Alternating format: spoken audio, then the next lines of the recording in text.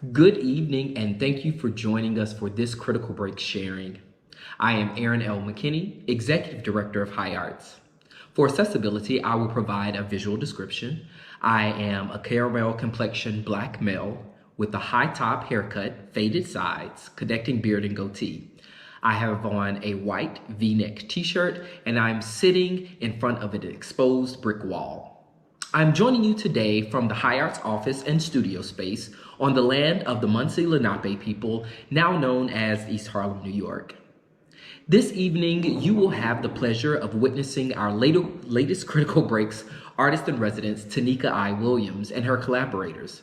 And after tonight's presentation, there will be a conversation facilitated by our curator in residence, Kyria Traber. Thank you again for your support of tonight's presentation. High Arts is in an exciting season of growth. We have added new staff members, we are moving into a larger space, and we are expanding our programming. We have some really exciting things coming, so please visit www.high-artsnyc.org for all of our upcoming programming. And I can't wait to welcome you into our physical space really soon.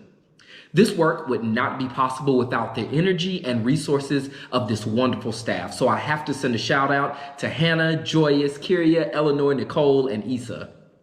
This organization would not be able to continue its operations and programming without the wonderful support of our funders and individuals like you. Again, I look forward to seeing you soon in our physical space or continuing to engage with you virtually.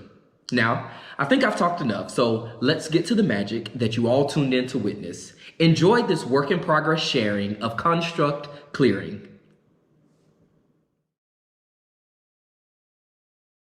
Good evening, all. Just a quick intro to this work. My name is Kyria Traber, she, her. I am joining you from Brooklyn on unceded Lenape territory. As a visual description, I'm a light brown skinned Black woman with long brown braids with beads in them. I'm wearing wire rimmed glasses, and behind me are shelves with plants on them. As a curator in residence, I am excited to introduce this new work, and I just wanted to give a quick description of Tanika's work before we see it. As a meditation on quiet care, intention, intergenerational movement, and labor, construct, clearing, pressing seeks to understand how we wear and repeat family patterns of silence and separation. The work speaks to the experience of migration, moving from country to town, across countries, across towns, and seeks to present the pain around the unspoken suffering experienced during the separation of caregiver and their charge. It features Critical Breaks artist in residence Tanika Williams and choreographer Nehemoyia Young, among some other artists we'll shout out later. So please enjoy the work.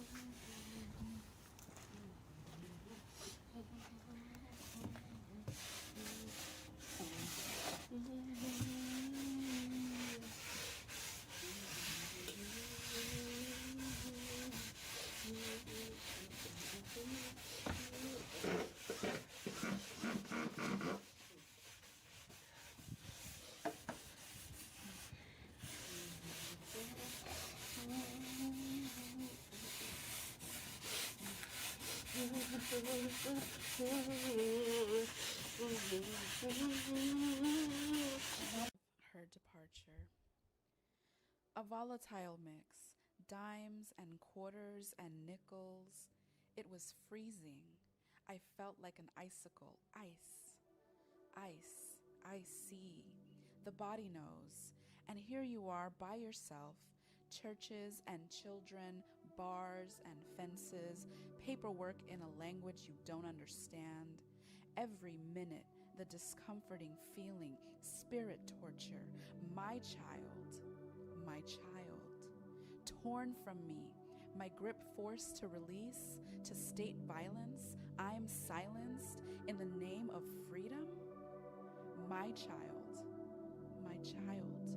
for you I leave, I stay, I stand still by any means necessary, and I want her to know I have always loved you, Kimmy. I love you, I love you, I love you. Test of the gap.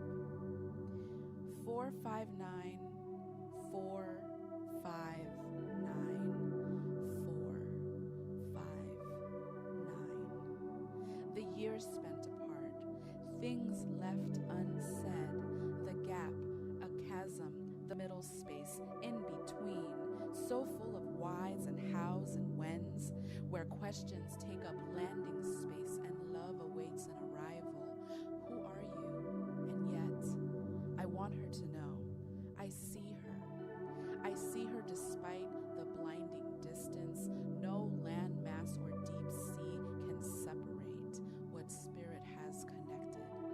In the soul plane is where we meet, in dreams and reveries, imagining tomorrows. I've seen you, abuela.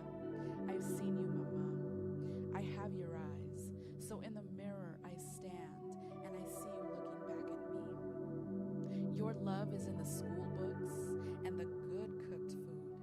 I felt your embrace in the warmth of new blankets and heard your footsteps as I walked in shoes you sent to me. I have seen you in all the ways one sees without eyes, knowing you have loved me in all the ways one loves without touch. Together, we filled the gaps.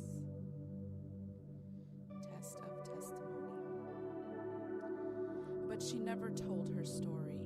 Delayed memories. Tell me how you remember me. I was angry, but I had a reason to be angry. Understanding was lacking, but I want her to know that my back is a bridge between generations. My tongue testifies. My words help people find the words for their experience. They fill the gaps of unspoken truths and memories in waiting, seeking the arrival of healing from old wounds, still fresh from her departure.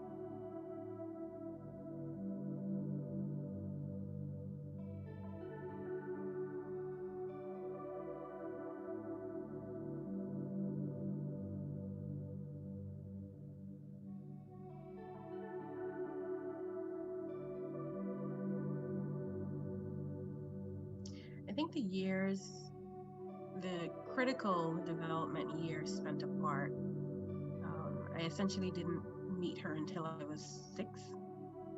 And so the years spent apart means that she didn't get to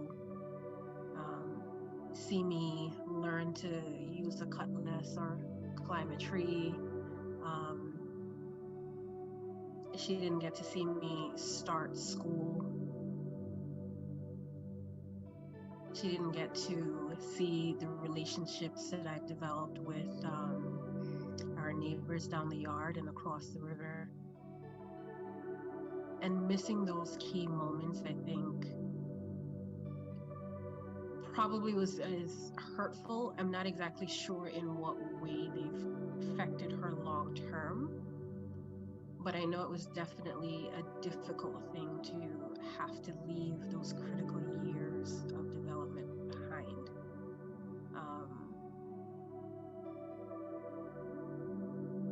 And in doing so, she essentially didn't get to know her daughter.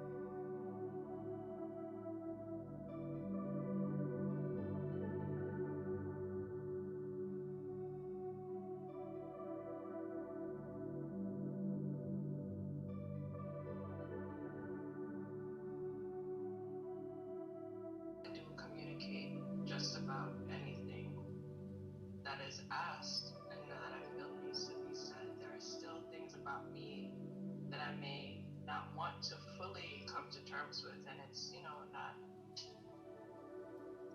bad or an action, but just a matter of my own fear around my humanity, right? Like a way in which I don't necessarily, maybe it's something that I'm not the most proud of, or maybe it's something that I wish was different about how I handled situations, or a way in which I never want my daughter to actually view me. So when I say fear of communicating, that's what I mean. Sometimes our greatest fears are out in daylight.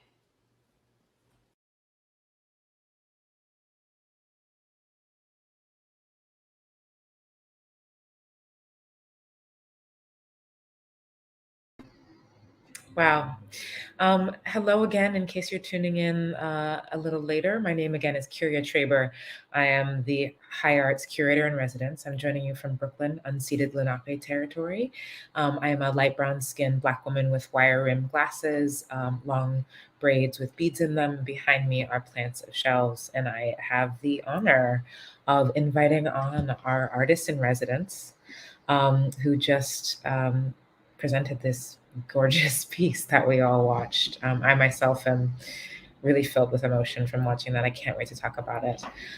So first and foremost, I want to bring Tanika Williams, an African Jamaican writer, video and performance artist. She investigates Black women's use of movement, mothering, and medicine to produce and pass on their ancestral wisdom of ecology, spirituality, and liberation.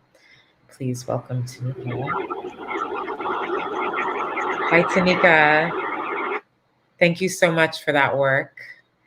There might be some troubleshooting of sound right now to the audience. So do you want to test it out, Tanika?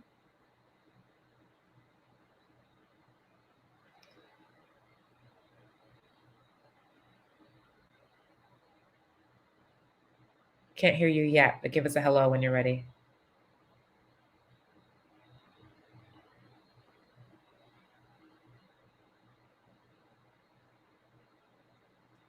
All right.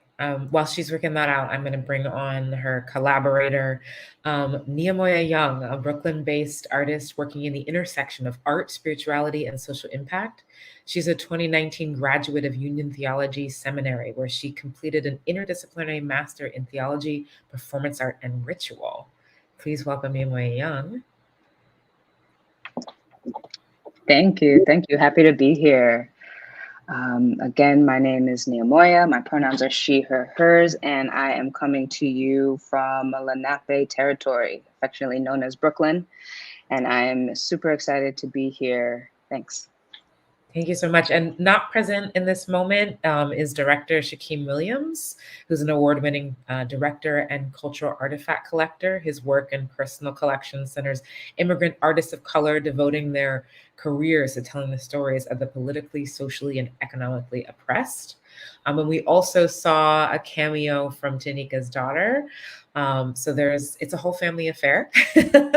While Tanika is working on her camera, I'll just reflect a little bit.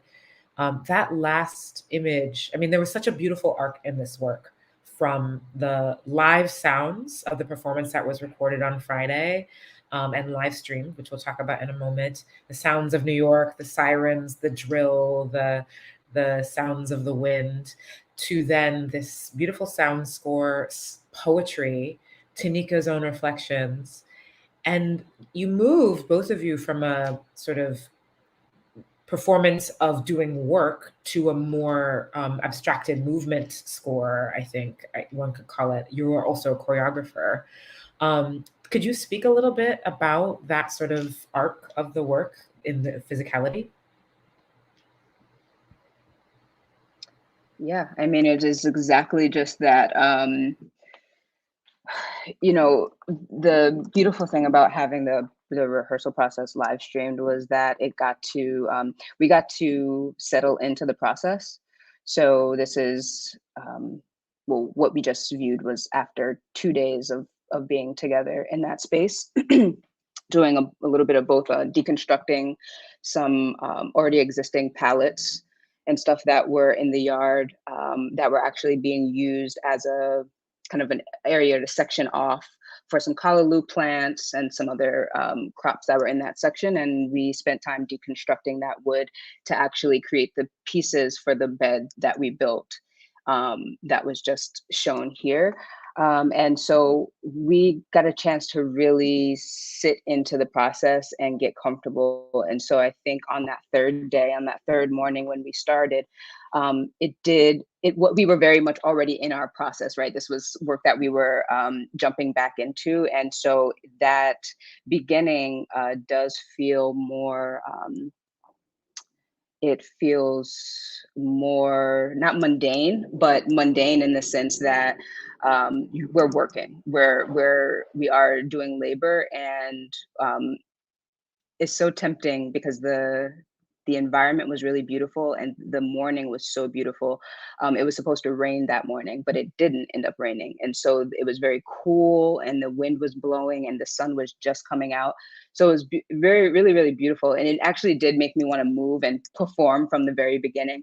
But what we wanted to do was really just show what we were building and what we were clearing, and let the movements speak from themselves. And something that I think we're both interested is in the performance of building our environments, the labor that it takes for the people who work there, but also just the performance of bodies having agency to clear out and to construct and to shape their environments is a performance on its own, and you don't much have to dress it up. And so from there, it does go into a kind of a movement score where we are both engaging with Swaha, who is Tanika's daughter, and completing the task of helping her to remove the layers that she's wearing. In the beginning of the video, she is wearing all black and she has multiple layers of that. And underneath, by the end, she is fully revealed in her blue, and the very light blue dress that she is wearing. And so between the building and the waxing of the wooden pallets, we're also helping Swaha to come out of the layers that she's in.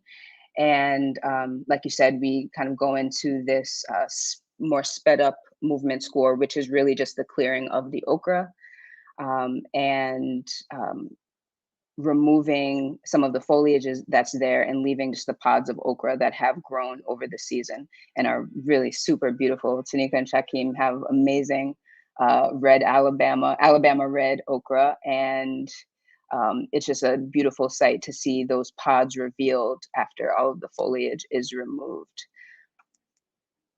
Thank you. Tanika can actually correct me on this, but I believe those okras were given to her by her grandparents. Oh, I can't wait to ask her about that. Yeah, that was one of the questions I had to ask, is about the plants. Oh, look, there's Tanika. Tanika, before I turn to you real quick, I just wanted to reflect. So for me, the movement from the more mundane, you say like the everyday tasks of working, into just a subtle movement score with the subtle music score, and then your faces taking on more of an emotional tenor that was so much bigger than the work that was happening. I saw sorrow, I saw grief, I saw longing, and there was a final image of you, Nehemoyia, just like exhaling. And it was so powerful, and it's so subtle. And I just really commend you for capturing so much with such just delicate touches and images. Tanika, welcome. And now you have some beautiful plants behind you right there. Can you introduce yourself and where you are? And then I'd love to hear a little bit more about where this work sits in your series of works. So my name is Tanika Williams. I am currently in the East Flatbush neighborhood of Brooklyn, and that has so much significance. And I am wearing, I'm a nice chocolate brown, and I'm wearing an ivory colored shirt, and my hair is short and curly. And my pants are leopard, but you can't see those. And so thank you for joining this process. It has been so beautiful to work through what is in a work in process piece. And so, just to answer the two pieces that were brought up, so the garden that we were in is it's so fitting that it's actually the garden that Shakim grew up in. And so the okra, there are two varieties. Alongside the Alabama Red, there is a standard green okra that was given to us by Shakim's grandfather. And that had been the okra that he grew for years. Those were the seeds that he grew for years. And he maintained this beautiful space for decades. And then when he became sick, as a way to still help him find joy, that's when we began to maintain the garden for him. And the first year we did it, he gave us all of these pill bottles. And so this was a man who really used food and used herbs to care for his body. And when he became much older, then he had to move away from more traditional forms of medicine. And so the irony of receiving all of these seeds in these pill bottles was just telling. And so we kept the pill bottles and we kept the seeds. And so we plant his beans and we plant his okra just from that particular tradition. And your point around the place where it ended was actually the technical direction of Shakim, just thinking about how you open and close the story. He was very adamant about ending visually on the side, on that pause. So I just wanted to mention those two things. Excellent. Excellent. Thank you for giving that. Yeah. So this piece is a part of a series. Is that right? It's a triptych. Do you want to speak a little bit about where it sits in the series? So this is the third iteration of performances that are connected to a larger piece called Sanctuary. And so Sanctuary came out of my own personal story. And so I am an immigrant and I come from a family of immigrants. And so part of my life story is that my mom, when she migrated to America, was faced with a very difficult choice that involved her leaving me in Jamaica while she came here. And, we never spoke about it much in terms of understanding the why she did it. And so I found out bits and pieces of information in adulthood. And then I became a mother myself. And then I started to be able to gauge the why. And when I was about 20, I recorded my great grandmother. And I took the interview and I put the interview down and I went about my business. And the footage sat there for a very long time. And then on the 15th anniversary of the footage, I digitized it because it was all mini DV. And then it sat there for a long time. And the process of becoming a mother myself made me go back into family history that I started when I was in my early 20s. And through that process, that's when I realized, wait a second, these are the stories of migrant women that they're on repeat and they're looping over and over again. And so Sanctuary was that moment of asking the why and creating the space for mothers who had to leave their daughters to answer that why. And the first performance in the triptych, Pressing, was connected to when we listened to the interview footage. The thing that kept coming up were these mothers talking about love not expressed through words. So there was no I love you, there were no hugs.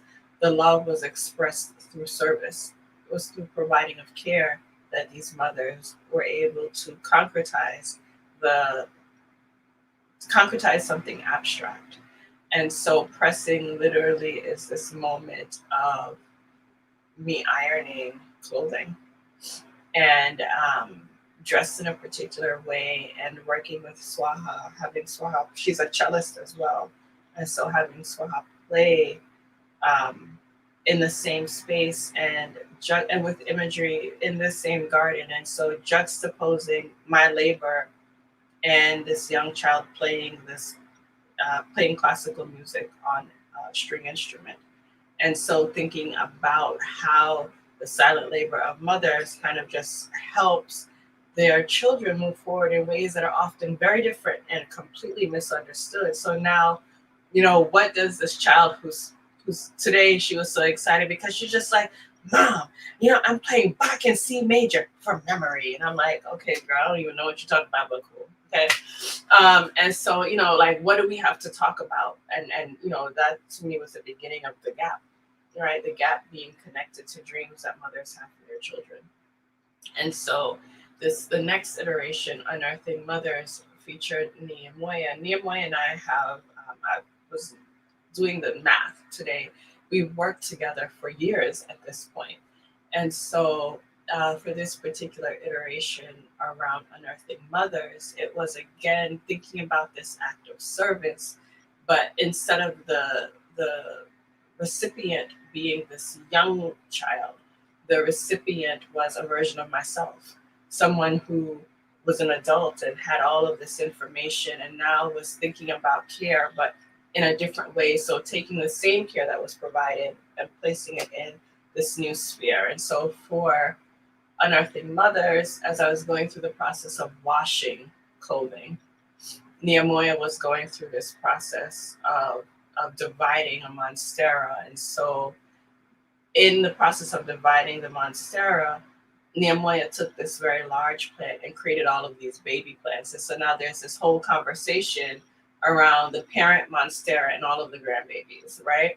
And so, it's beautiful for me on social media to see all of these plant parents sharing their babies. And I'm like, oh, I know the parent plant to that. And so that was the experience of Unearthing Mothers, thinking through this notion of like the labor of hand washing, giving care to something that is delicate and so representative, and at the same time thinking about providing nurture and through nature.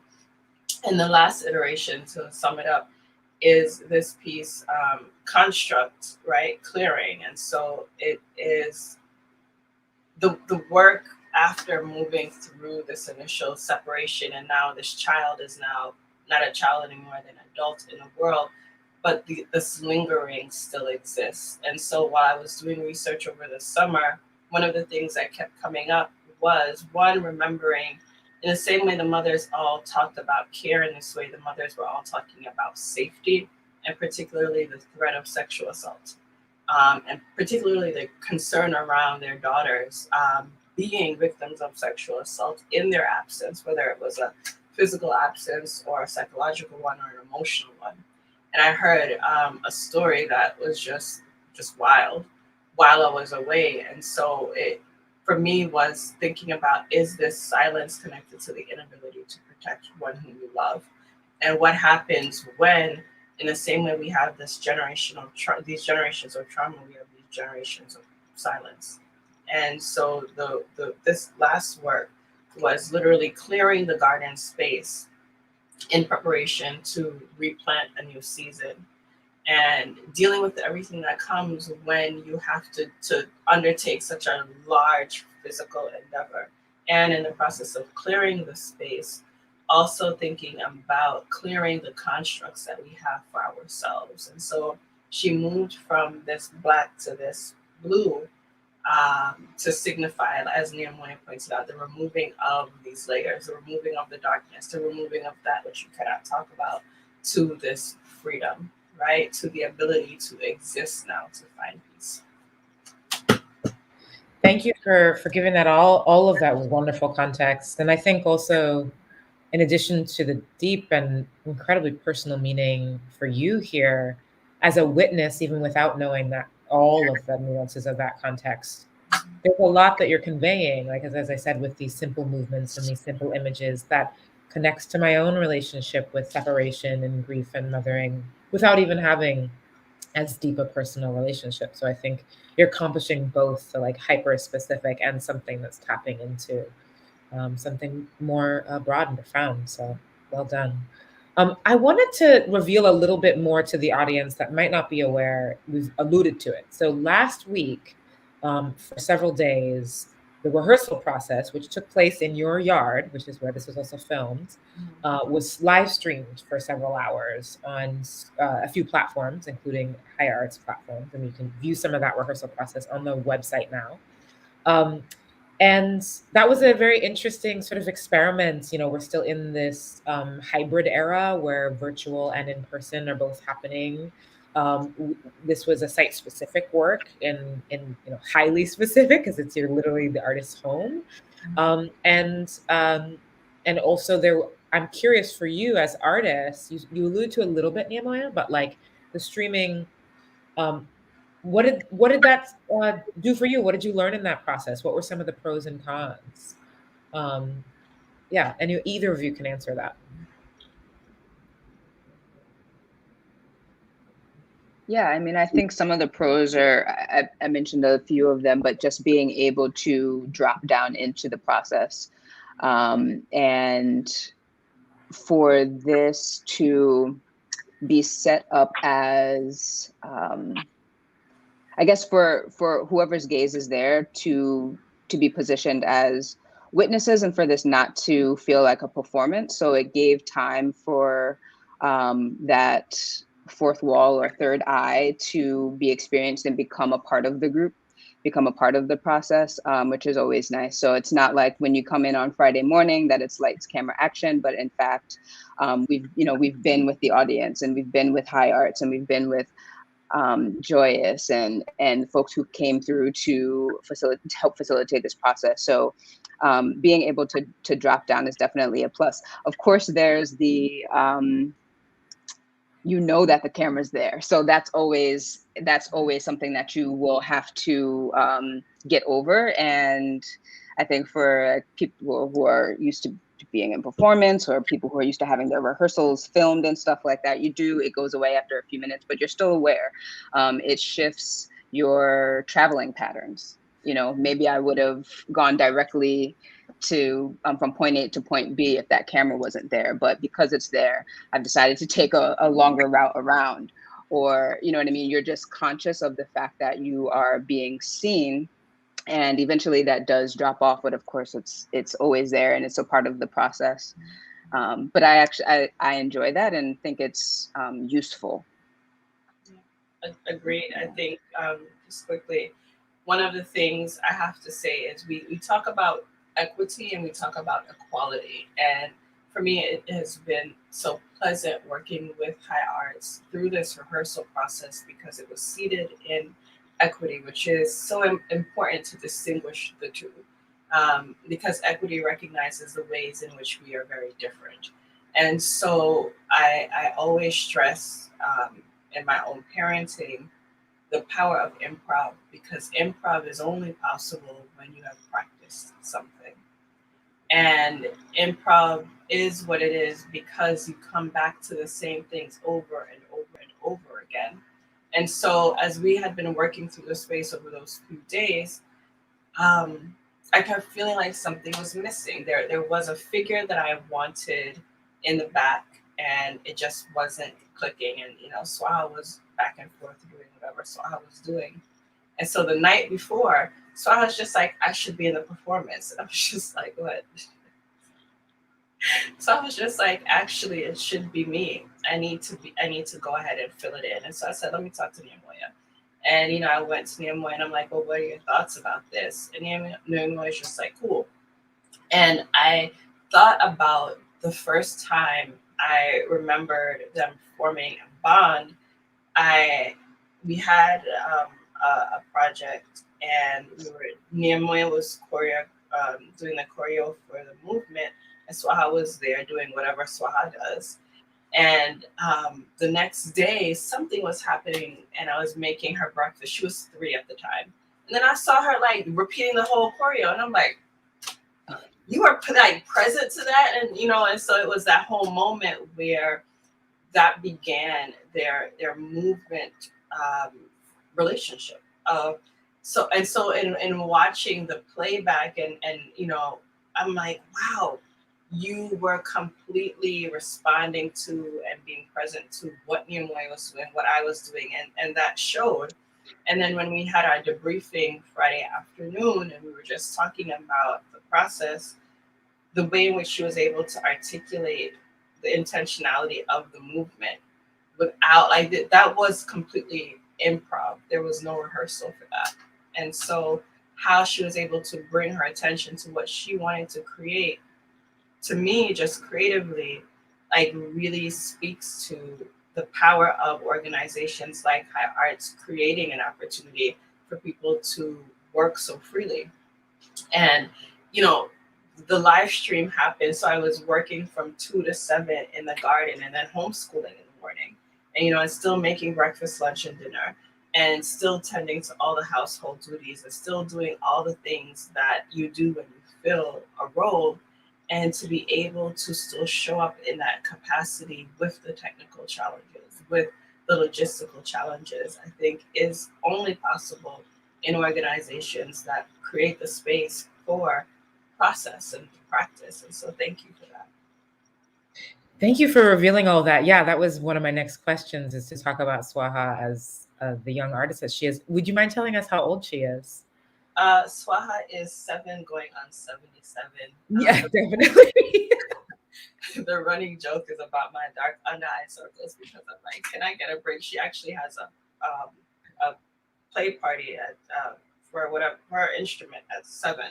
And so I'm trying to be mindful of the time because she has 45 minutes of her own rehearsal coming up. Okay. And so understood. Yes. And so when she was just like, yeah, I need to be in it, and this is, I'm like, okay, cool, let's see what you got. And she delivered, as Swaha often does. I think that it was interesting, this notion of clearing constructs, because so much happened for me internally working through this. Growing up, I would always hear, your parents are not your friend. And my mom's like infamous line was like, I'm your mother, I'm not your friend. And through this process, I realized that, wow, like I like who this human being is. Like, and I said to her, I would totally be your friend. Like, if we were the same age, we would be wreaking havoc together. Like, it would be me and you, homie. And it was so beautiful because in addition to that, what this process affirmed is that we're also collaborators. And to be able to just jump up and say, this is what this is, and have this person fill this gap was really powerful. There were days when in the beginning, I didn't explain to her what was happening. And so she didn't know that it was a live stream. And she was being like the clown that Swaha is. And then the moment it was like go time, she pulled it together and was just like, this is the capacity in which I'm showing up. And Joyous, you owe her lunch, by the way, because she totally was just like, she got up on Friday morning. She was just like, let me tell you about how we're going to my favorite restaurant after this. Where's Joyous? And it is really an interesting being someone who identifies as a woman in this time period when there are all of these things that we're fighting for. And my Mevo lost connection. Am I still here? Yeah. No, okay. We can still hear and see you. Great. Sorry, all of these things that we're fighting for. And I'm looking at this 7-year-old and she's just like, no, I got this. And so at one point, Eleanor was present doing tech support. And so I was just like, I saw her sizing her up and she was just like, this woman looks like she likes art. And so she goes, I'm an artist. I have artwork for sale. Would you like to, see it? And she pulled out a joint, was just like, it's $200. And I was just like, can you at least give her a collage for $200? You can't just sell her some scribble. I'm like, let me rescue Eleanor because Swaha's about to run her whole pocket. And I love being able to support the creative process and create alongside someone who is so intentional, because the communities in which she finds herself in are intentional. So yeah, that's what it was like. Yeah, 7 going on 77, as you said, and I'm just, and if our audience, if you do go back and watch some of the live streamed rehearsals, you will see the presence of this young artist throughout the day, and also the live parenting happening. And I think there's an interesting dance happening throughout as you're describing. I just want to shout out my colleagues, Joyous Pierce and Eleanor, whose last name I'm blanking on just because I have to say it off the top of my head. Joyce Pierce is our newest, thank you, Eleanor Kipping. Joyce Pierce is our newest staff member, our new program manager, and Eleanor Kipping is our marketing genius. And they were both present physically while this was happening, or supporting the live stream and other things happening too. So you also see them in the live stream videos as well. Something I want to go back to as maybe a way to sort of wrap up. I'm going to do my best to ask a ginormous question that I'll ask you both to respond to briefly. You brought up, sort of the central premise of a lot of this work, even in the introduction of your own bio, investigates Black women's use of movement, mothering, and medicine to produce and pass on their ancestral wisdoms of ecology, spirituality, and liberation. And then this work specifically is about the separation between caregiver and their charge. And that was so felt for me in this work. And in each performer, including Swaha, the sorrow and the longing, when you placed her in this makeshift bed and you tucked her in, and she didn't, it wasn't like, oh, thanks, mommy, tucking me in. There was a longing and a sadness there I saw on her face, like, ooh, what a performer. But I'm curious to zoom out. I know that you have profound thoughts, both personal and scholarly, about your Jamaican experience, your Caribbean experience, your immigrant experience, and the separation of caregiver and charge. And it seems like it is an experience that many folks in the immigrant and the Caribbean diaspora are experiencing right now. I mean, it's so prescient. We are, living in this moment where we just saw this horrific treatment of Haitian immigrants on the border. And I'm not sure how much you relate to that directly, Nehemoyia, but I am not myself a Caribbean American, and I'm a granddaughter of an immigrant, but I still feel this connection to separation from maternal lineage. Do you want to speak to any of that, Tanika, in terms of what are some of the things you're thinking about now, your work in this current moment, and then Nehemoyia, if you want to come in as well? So I think that I remember hearing someone say that they speak, the first time I heard someone say that they speak from an I perspective. And I thought, oh, I like that. And even though I'm speaking from a personal perspective, this story is very much universal.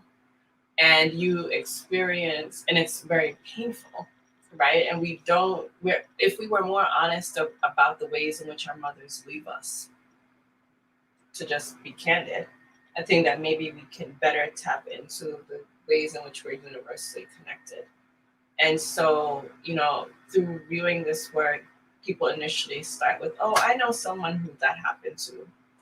And then it gradually becomes, oh, that happened to me.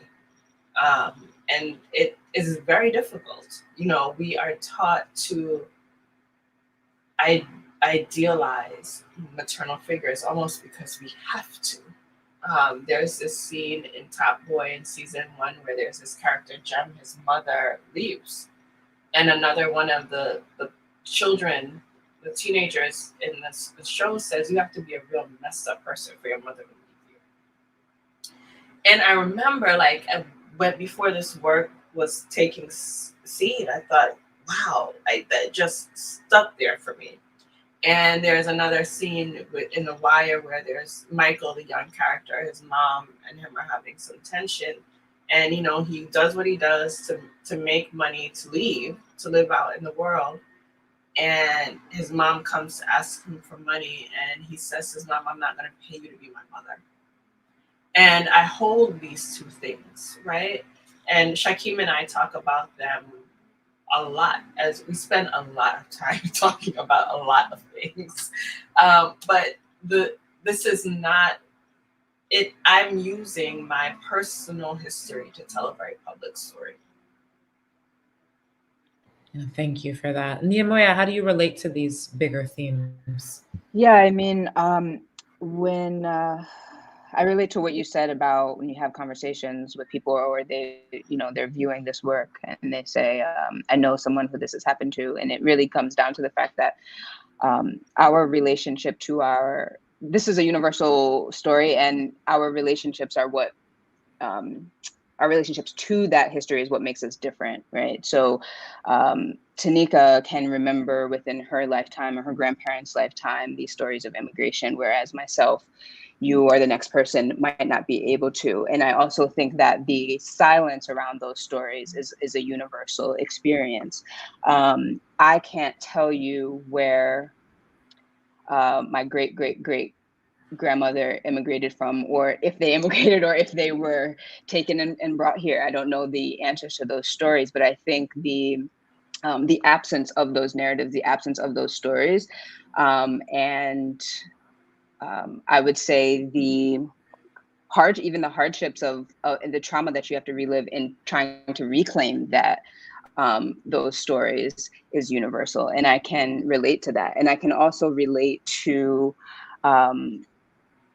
I'm going to borrow a phrase from David Thompson, actually, but I can relate to this kind of ecology of care that is being furnished here, both in the medicine and the mothering, in those actions, but also in the working in the natural space, and working with plants and working with medicine and working with the ground and seeds that I think inherently give us care and protection and equity in ways that we don't get to experience in our society. And so that's what I'm able to really grasp onto. But also, like Tanika mentioned before, right, I'm also, my partner is Jamaican and her family are immigrants. And obviously I've been working with Tanika for a really long time. And so a lot of the folks that I work with, and Okra Pokwasili coming from Nigeria, these are kind of narratives and stories that for some reason I keep being in the seat of them. So I think that's the thing, that there's always stuff to uncover, and that must mean, for me as well, that there's more to uncover, more stories to tell and reclaim and to ask about. And so yeah, that's where my point of connection to this work is. And I think one other thing really quickly is, though I talk about it from an African Caribbean perspective, this notion of a mother leaving their child, like that happens here, across, and it happens everywhere across all demographics. It does not matter what you look like. It doesn't matter how much money your family has. It doesn't matter how much education your family has. There are all of these reasons why mothers leave. Yes, and I wish we had another hour to get into that. But to that end, I'd love for you to tell folks what's next with this work. I mean, our mission here is about development at High Arts, but does feel very complete. But will there be a remounting or a next iteration, a chapter 4? What's happening next with this specific work? That was interesting. I guess there's a little bit of transpiration happening, and so I got, from one of the plants. Next iteration is to go deeper into this thing around the silences around sexual assault. Particularly, it has finally connected for me that the stories that I heard from daughters about there being an absence of care was simply because their mothers never communicated their shame around their inability to protect them. And so that is where I'm interested in going next. I am both ready and afraid. And where can we find more of both of you? Nehemoyia, do you want to go first? Where can people find more of your gardening work, your spiritual work, and your movement work? Yeah, sure. Thank you for that question. Where can you find more? Well, you can always find me on Instagram at Nehemoyia. I'll actually put this in the comments. Can I put this in the comments? If you do Looks like I want to, cannot. if you put it in our private chat, then our Eleanor can pick it up and put it on a banner for us. All right. So I'm going to put some things in here at Nehemoyia. I'm also going to put at Good Ground Growers, which is where you can find out more about gardening things. Let's see, there's a new project on the horizon in Queens that involves some community garden building, and will also include some like activations of space with performers and bodies and such. Right now, I am hoping to just continue going deeper with Tanika and Shakim and seeing where else this lives, and how else this activates our built environments. Of course, we love working in you all's garden, but also where else might this, sorry, did not click send. Where else might this live? And yeah, I'll say that. Instagram, Good Ground Growers. You can find me working with Tanika and Shakim. You can also find me working with David Thompson. We're working on some stuff that will premiere in 2022 at the Chocolate Factory. So please keep your eyes peeled and your ears open. Perfect. Thank you. And then Tanika, where's the best place to keep up with you and all your goings on?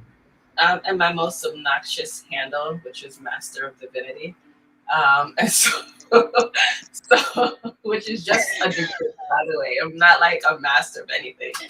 And so I'm on Instagram, Vimeo, as Master of Divinity, and TanikaWilliams.net.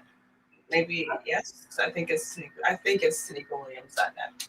Okay, great. And then you can also visit our websites, higharts.org, and you can find the landing page for Tanika's project, where some of these links also exist to her ongoing work and to the work that she shared here tonight and over the last week.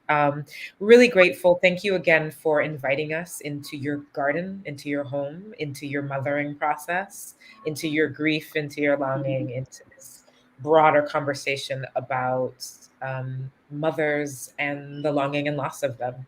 Much, much more we could unpack had we the time. But I think that the stage is Swaha's and we got to clear the way. So Now she gave me my cue like the 5 stage minutes is always Swaha's.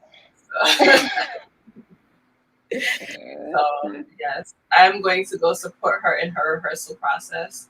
Great.